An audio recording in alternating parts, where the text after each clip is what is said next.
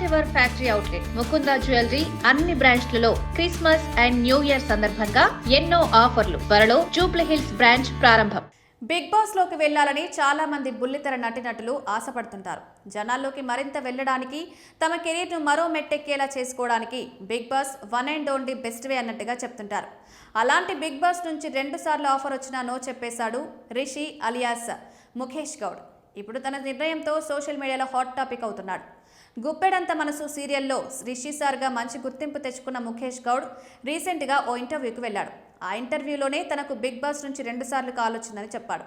Big boss season 9 కోసం భారీగా remuneration offer చేశారని, కానీ తాను నో చెప్పినట్టు చెప్పుకొచ్చాడు.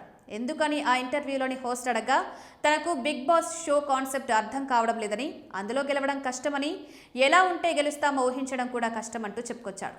అంతేకాదు కన్నడ బిగ్ బాస్ 12 నుంచి కూడా భారీ రెమ్యునరేషన్ ఇస్తామంటూ ఆఫర్ వచ్చిందని, కానీ దాన్ని కూడా తాను రిజెక్ట్ చేసినట్టుగా చెప్పుకొచ్చాడు.